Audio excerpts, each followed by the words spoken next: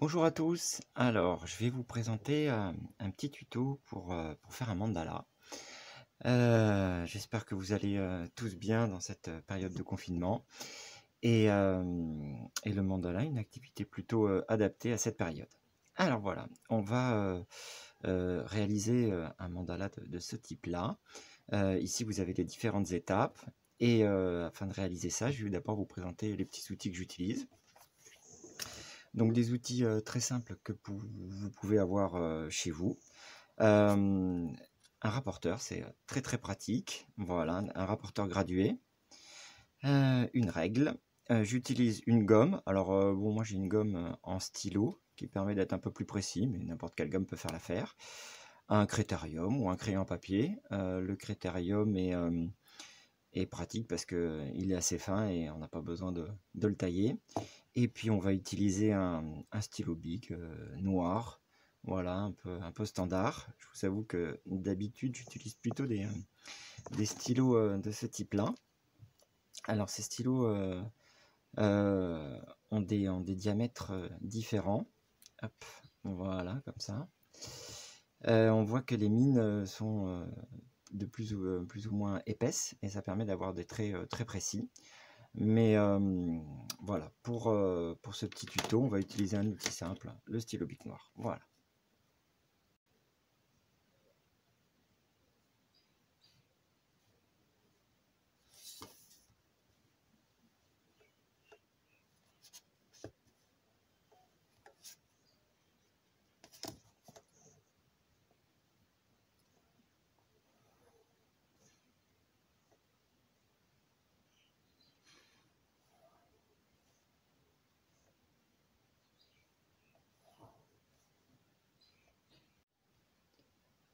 Voilà, alors, maintenant que j'ai fait donc, du coup tout mon traçage, je vais, à l'aide d'un compas très simple, faire des différents niveaux de ronds à l'intérieur qui vont me permettre après, vous voyez,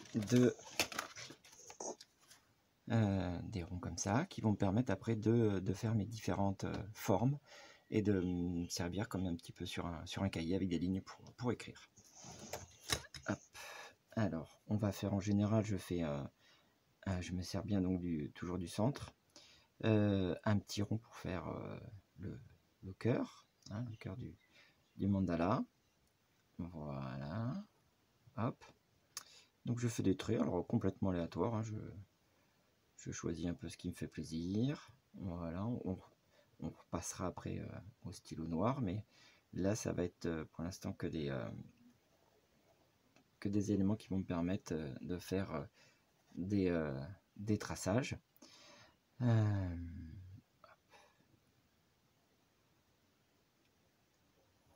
Et on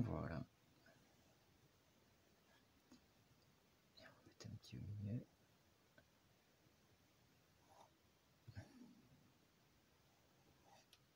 Voilà, donc là, on a quand même une bonne base pour pouvoir commencer notre petit dessin.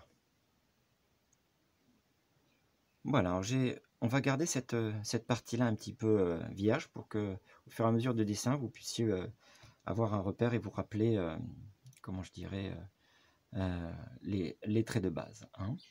Donc, par exemple, on va commencer. Donc, ici, on a 90. Je vais faire une petite forme simple. Donc, par exemple, si je veux faire comme une espèce de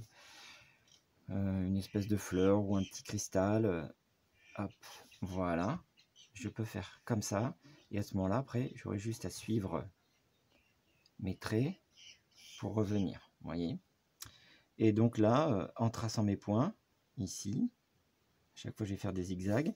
Et avec la règle, je vais pouvoir tracer, hop, comme ceci, au fur et à mesure, et à chaque fois rejoindre avec mon trait. Alors là, pour continuer, on va utiliser le rapporteur et l'angle du rapporteur pour s'aider à tracer. Donc voilà, en général, à chaque fois que j'ai un creux, je vais réutiliser un centre, voilà, ici, pour rajouter une pétale. Donc on peut voir que je repars de là, hop, et vous voyez avec le rapporteur, je peux en fonction de mon orientation, recréer des petites pétales.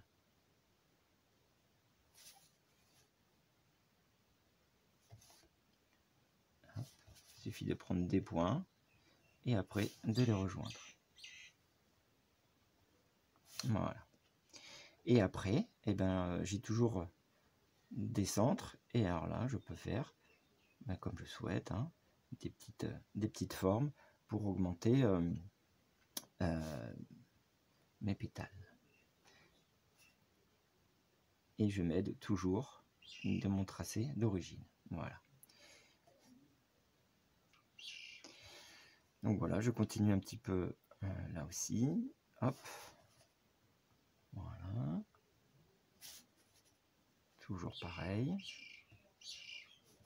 Hop. Hop. Voilà. Et là, je vais reproduire donc ce schéma tout autour.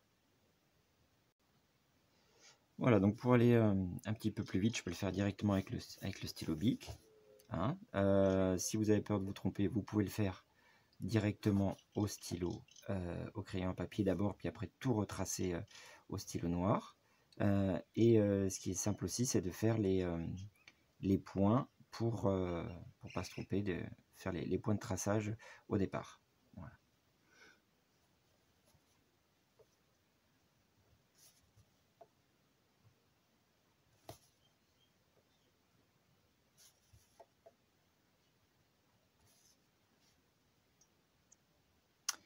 Voilà, alors du coup, j'ai peint en noir, enfin j'ai colorié en noir plutôt, puisque là on va rester sur un mandala noir et blanc. Les petites pétales intérieures pour tout de suite que ça donne comment je dirais, un contraste. Et l'avantage aussi de dessiner sur une feuille, c'est qu'on peut tourner pour être à l'aise. Oh, pardon, tu bouges la caméra. Voilà, donc là, si par exemple je suis droitier, c'est plus facile pour moi de faire des courbes dans ce sens-là et de dessiner dans cette partie-là. Donc à chaque fois, je vais tourner pour pouvoir être dans l'endroit, dans le sens où je suis le plus à l'aise, hein, parce qu'on va dire que dessiner comme ça reste un peu plus compliqué, même dessiner comme ça. Donc voilà, mon poignet va par là naturellement, donc j'essaye de toujours être dans l'endroit le plus à l'aise pour moi. Je vais commencer à faire quelques petits détails, voilà, pour finaliser. Voilà, par exemple, je peux faire des petites pétales comme j'ai fait ici. Alors, on peut le faire directement au stylo noir, comme ça après, quand je vais gommer les traits de guidage, ça ne va pas s'effacer. Voilà. Etc. Et je vais continuer. Donc voilà, on va maintenant faire cette petite dernière partie qui correspond un petit peu au remplissage et à la décoration. Donc il y a deux types d'ombrage que j'utilise. Soit donc je colorie et je vais faire une espèce de petit dégradé en levant mon stylo de plus en plus.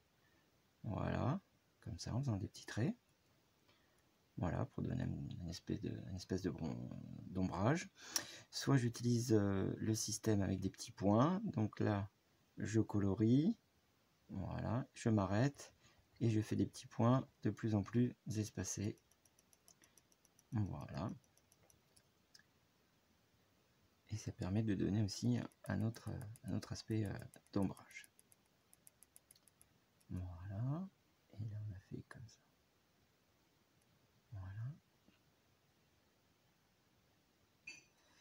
Ici, j'ai décidé de mettre des petits points. Alors, avec un stylo Bic, c'est un peu moins pratique qu'avec un feutre. Mais c'est faisable. Donc voilà, là, je vais continuer un petit peu à colorier. Donc, pour donner un contraste entre, par exemple, cette pétale-là et cette pétale-là, c'est pareil. Je peux colorier aussi un peu l'intérieur. Et hop, faire des petits points. Et pareil pour le centre. Voilà. Et je continue. Je répète. Voilà. Donc ici, on a bien les traits de base, le début du traçage, les formes, et là, cette partie-là, le remplissage. Voilà, donc j'ai fini un petit peu de re-remplir avec mon stylo noir. Avec le crayon papier, je peux aussi donner, compléter, on va dire, les ombrages et les couleurs. Vous voyez, là je peux remplir un petit peu cette partie-là. Soit je remplis normalement, soit je fais des petits traits pareils. Et puis, avec le doigt, j'étale un petit peu pour faire une autre sorte d'ombrage. Voilà, ça peut me donner aussi un effet. Je peux aussi, vu que je peux aussi remplir en intérieur, voilà, pour faire une espèce de contraste entre les deux. Et on peut aussi après utiliser la gomme pour faire des petits jeux de lumière. Donc ça c'est l'avantage de ces petites gommes là. Voilà, si je gomme un petit peu juste une partie, voilà, ici ça va être plus clair, j'ai fait un trait un petit peu plus sombre et puis ça donne un petit effet hop, voilà, de lumière.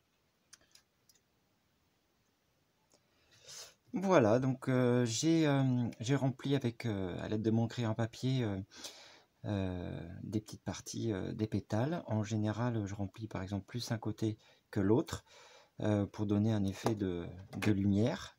Si vous n'avez pas une gomme comme ça, vous pouvez prendre une gomme normale et puis la découper avec un cutter pour faire une gomme un peu plus précise. Voilà, ça donne un petit effet qui, une fois regardé de loin, peuvent donner un peu de volume à votre mandala. Voilà, j'espère que ça vous a plu, que vous allez pouvoir bien dessiner et vous évader en dessinant ces petits mandalas. Et si vous avez plus de questions, n'hésitez pas à m'en poser sur mon Messenger Facebook, sur ma page artiste Fred GDMT. Voilà, bon courage à tout le monde.